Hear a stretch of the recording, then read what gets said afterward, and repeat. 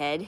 So yesterday, day 10, I was just really having a rough week, and I just said, I'm still gonna show up. I did the smallest amount of my habit, checked it off, fantastic, felt good about it. And today, I didn't even think about the small habit, which is interesting, until something happened. So I go on my walk, I look forward to it. It was downpouring this morning when I started, so I brought my raincoat. My husband's like, "You're crazy." I'm like, I walk.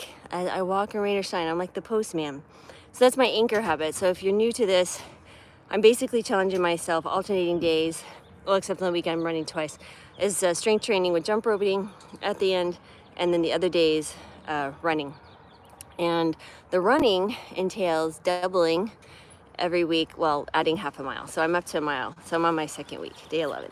And what was interesting, so during my walking, I'm listening to a book called Blink, and it's about those first impressions that we have, our mind reading capability, the facial expressions, our prejudice, what we're primed in. So it was really fascinating to have that going in my mind, and just really thinking about a lot of different things. And so I was quite engrossed. I'm almost done with the book. And because I had different shoes on because it was raining, I had to stop, take off those shoes. My watch had died because it, for some reason, didn't charge all night, so it was dead. And I didn't even realize I needed to do my small habit till I walked inside and saw my shoes untied and at the door waiting for me. These are my running shoes. And that was my cue to initiate, oh my gosh, I still have to do my small habit. And so that was step one, is that cue is so important in your environment, because when you have to alter your, let's say, routine habit or that anchor habit, like I had to have different shoes on, I stopped my flow from just taking off a jacket and going running or doing something. I had to take off my shoes, which to me would indicate I'm done with this physical part, and then I move on to my smoothie and my rest of my morning routine. But those shoes reminded me, small habit. And if they hadn't been there, I'm suspicious that I wouldn't have remembered till a little bit later. But then I've been later in my day, I've been seeing patients and stuff. So that's step one. The cue is really important. The other thing that I remember doing when I saw my shoes, I took a picture of them to remind myself to talk about that, is I started, some people just push their shoes off with their other foot and don't untie them. I really started untying my shoes to make it easier to slip them on and to move on. So that saves time. So that's another thing which is interesting. And then finally, when I started running, I listened to the same playlist for quite some time.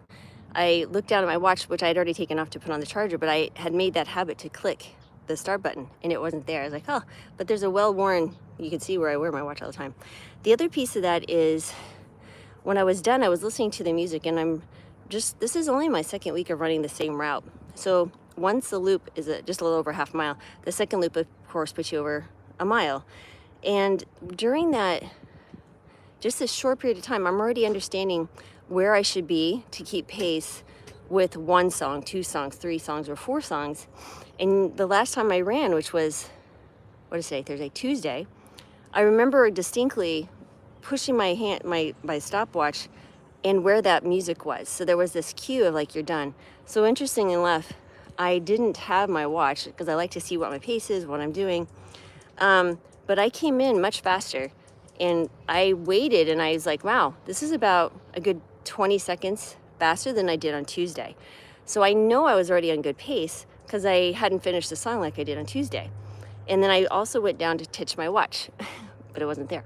So that just tells you how ingrained we are doing something. You don't even think about it until it's not there. So one thing I think is really important too, that I've really been thinking about with the Blink book, is when you're struggling with stopping an unhelpful habit and you feel pulled by cravings, they spoke about policemen when they're in the heat of a chase or a very escalating event with an assailant or someone who's under suspicion, and mistakes are made. And the really important thing is that when we start going into a place where our heart rate's really fast, we're in very height of fear or concern, our thinking brain goes offline, which I think all of us have experienced at some point.